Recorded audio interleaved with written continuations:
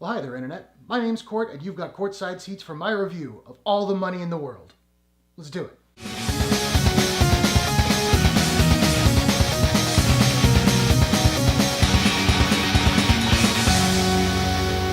All the Money in the World is a biopic crime drama based on the true story of the 1973 kidnapping of Jean Paul Getty III. It is directed by Ridley Scott and stars Michelle Williams, Mark Wahlberg, Romain Duris, Charlie Plummer, and Christopher Plummer. The story of the kidnapping of 16-year-old John Paul Getty III and the desperate attempt by his devoted mother to convince his billionaire grandfather John Paul Getty to pay the ransom. So I was curious about this movie from when they put out the first trailer back when Kevin Spacey was in it. The movie was on my radar. I wasn't super psyched for it, but it was Ridley Scott. Always worth checking out. And then everything went crazy. We all know what happened with Kevin Spacey. I'm not going to go into that, but you know what happened with Kevin Spacey. And at that point, the film was done. It was in the can. Ridley Scott was already working on something else, and it really put them in an impossible situation. You've invested all this time and effort.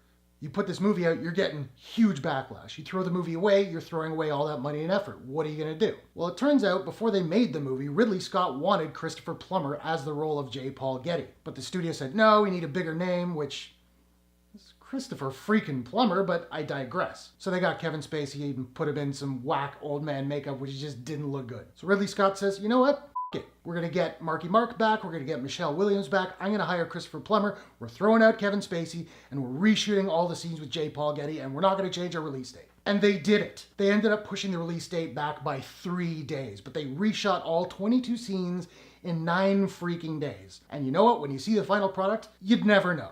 There's one scene, one shot really, where it's a little wonky.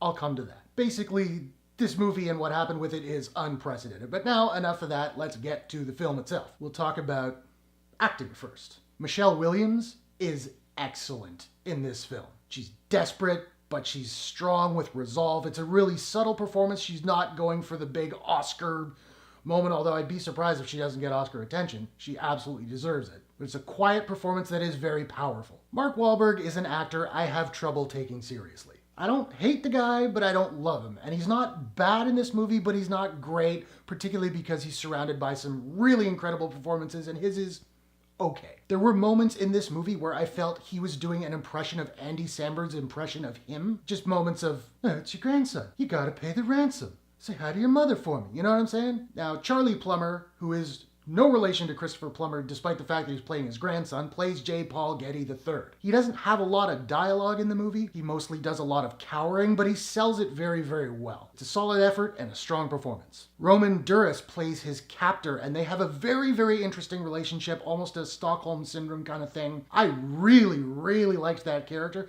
I don't think I've seen that actor before, but I'm gonna keep keeping my eyes open for him. But now, let's talk about it. Christopher Plummer. Dude was magnificent in this film. I don't know, was Kevin Spacey's performance better? It's possible. We're never gonna know. However, for one thing alone, Christopher Plummer is not in that whack-ass old man makeup. He's just, man's 88 years old. He's an old man. He didn't need tons of makeup. If you look up Jean Paul Getty, Christopher Plummer looks a lot more like him than Kevin Spacey in the whack-ass makeup. But he is phenomenal in this film. The film is also very well written. The dialogue is really strong. Sometimes it goes a little fast. You gotta pay close attention. But it's really good. I'm not sure who wrote the screenplay. I will try and remember to leave it in the show notes. One thing this film did, much like I just reviewed I, Tonya, they did the same thing.